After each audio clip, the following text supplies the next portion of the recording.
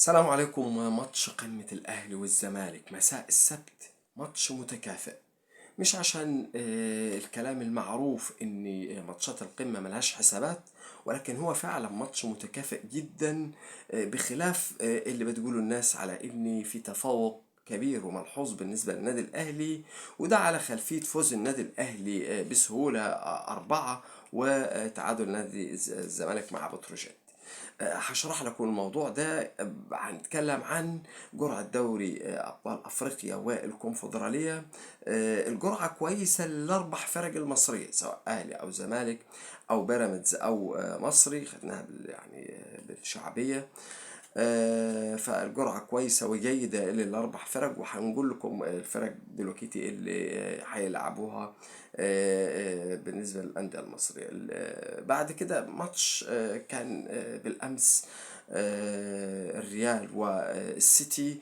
أنا من وجهة نظري إن الفريق اللي يصل لهذه المرحلة من السوء بالنسبة للسيتي المفروض يغير المدرب، حتى ولو كان جوارديولا المدرب اللي بيتبناه أي نادي، مدرب عالمي مبتكر رائع، لكن خلاص ما في جديد. ويبدو ان الهزايم بتجيب هزايم، ومدرب اخر اعتقد هيبقى في دماء جديده وفي روح جديده في مانشستر سيتي. وبرضه جوارديولا ممكن لو راح مع نادي اخر هيغير يعني الأجواء اللي هي سيئة جدا في هذه الفترة، مع أحلى طبعا حاجة شفناها بالأمس، الفاول مرموش، الهدف اللي جاء منه الهدف الوحيد للسيتي. روعة، كرة روعة في العارضة. بتكلم عن تألق امبابي بعد ما الناس كلها كانت يعني خلاص بتقول امبابي المفروض يمشي من الريال. أصبح النجم الأول لفريق الريال، مع طبعا أكيد فينيسيوس، بلينجهام، رودريجو، كل اللعيبة المميزة في فريق الريال. إذا تكلمنا عن جرعة دوري أبطال أفريقيا هتكلم عنها دلوقتي سريعا. فهي الجرعة طبيعية وعادية. الأهلي مع الهلال السوداني. طبعا هتقول لي الأهلي كان ممكن يلعب مين تاني في الترجي. والترجي يعني نقدر نقول النادي الاهلي متعود عليه بصراحة يعني، لكن ما تضمنهوش، برضو فريق كبير ومرشح دايما. بتتكلم برضو عن فريق اخر اللي هو الجيش الملكي. والجيش الملكي المغربي كنت اتمناه بالنسبة للنادي الاهلي، يعني هو نقدر نقول اسهل شويه من الهلال السوداني. الهلال السوداني فريق يعني السنه دي اقوى شويه، وفي نديه وفي تحدي بالنسبه للقاء. الفايز منهم هيقابل الفايز من صن داونز والترجي، ماتش طبعا هيبقى قوي. وخلي بالكم الانديه زي صن داونز او اورلاندو الأندية قوية ككورة. بتطلعها فرق شمال أفريقيا بسهولة، يعني زي الترجي ممكن يفوز على سان داونز ويطلعوا. مولودية الجزائر مع أورلاندو بارتس ده ممكن يطلعوا. بيراميدز هيقابل الجيش الملكي. أعتقد أسهل الفرق بالنسبة لبيراميدز، يعني أسهل من أورلاندو بكثير. طبعا شفنا مستوى أمام النادي الأهلي، وبرضه أسهل من الهلال السوداني. طيب بالنسبة لنادي الزمالك هيلاعب شيلانينوس الجنوب أفريقي. وهو نقدر نقول في الثالث والرابع كده، يعني بعد أورلاندو وبعد صن داونز. كل فرق جنوب أفريقيا فرق بتلعب كرة حلوة، والفريق مش ضعيف، فريق كويس على فكرة.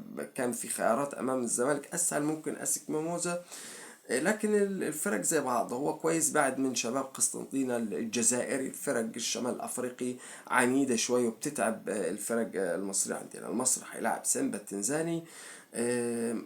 المصري يصطدم بسيمبا عناوين، لا يعني أنا أعتقد سيمبا أسهل بكثير جدا، سواء من نهضة بركان أو اتحاد العاصمة. من الفرق القوية بالنسبة ل، 'دوري أبطال أفريقيا'، النادي الأهلي ممكن اللي نفس النادي الأهلي. 'دوري أبطال أفريقيا'، النادي الأهلي، 'دوري أبطال أفريقيا'، النادي الأهلي ممكن اللي نفس النادي الأهلي. اورلاندو او صن داونز، واورلاندو اكتر وربما يكون افضل يعني من صن داونز في هذه النسخه. اما نادي الزمالك فهو معهوش غير الفريق القوي جدا نهضه بركان. لفكره نهضه بركان فارق 11 نقطه عن فريق الجيش الملكي، اقرب منافس ليه في الدوري المغربي. السنه دي مختلف زي ما قلت لكم قبل كده. طب بالنسبه للقاء القمه، القمة متكافئة جدا. يعني انت لو بعيدا من الاسماعيلي بيغير مدرب، كان مغير عماد سليمان، وبعد كده بيلعب بناشئين، وفي مشاكل كتير جدا وما مشى لعيبه وما جابش لعيبه، في مشاكل كتير جدا بالنسبة لنادي الاسماعيلي، بخلاف بتروجيت الحصان الاسود للبطولة في فرق شاسع بين الفريقين. لكن النادي الاهلي بيعيش فتره جيده، وخصوصا اللاعب امام عاشور. وانا عايز بس اقول حاجه، انت لما هتقفل، لو قفلت على امام عاشور هتفقد النادي الاهلي 70% من قوته. باقي القوة كلها هتبقى موجودة في حسين الشحات. يعني رقم واحد امام عاشور، رقم اتنين حسين الشحات، هما الافضل بالنسبة للنادي الاهلي بالنسبة للقوة الهجومية. بالنسبة لنادي الزمالك لو لعب بالتشكيل الأساسي، يعني لو لعب مثلا في الناحية الشمال بشلبي أو الجفال اللاعب الجديد مع زيزو مع الجزيري مع عبد الله السعيد، مثلا دونجا شحاتة من تانيك عمر جابر، لا تشكيل عالي، تشكيل قوي جدا جدا بالنسبة لنادي الزمالك. وفي بدلة بالنسبة للنادي الأهلي التشكيل صعب. يعني على فكرة كولر نفسه محتار، لأنه لعب مجموعة كبيرة من اللعيبة، فهو في حالة من الحيرة بالنسبة للبدايات والنهايات، خصوصا إن في لعيبة راجعة من إصابة يعني زي وسام.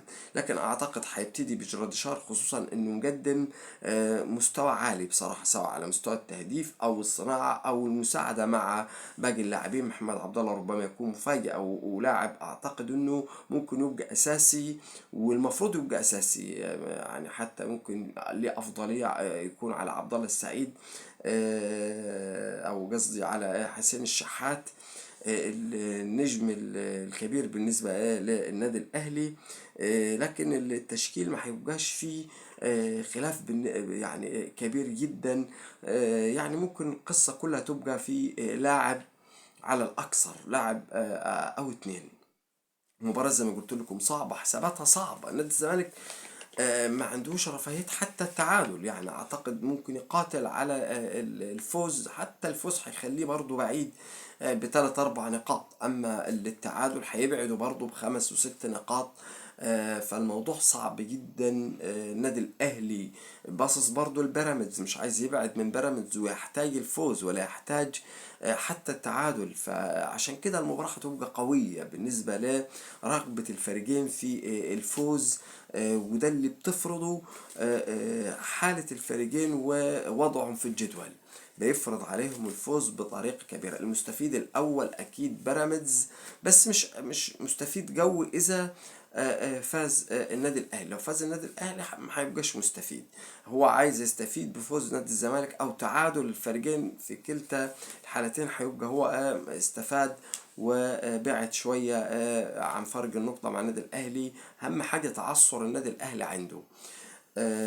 نتمنى طبعا مباراة قوية، مباراة مميزة، مباراة فنيات عالية، ونتوقعها برضو كذلك بالنسبة لحاجة الفريقين للفوز. شكرا لكم.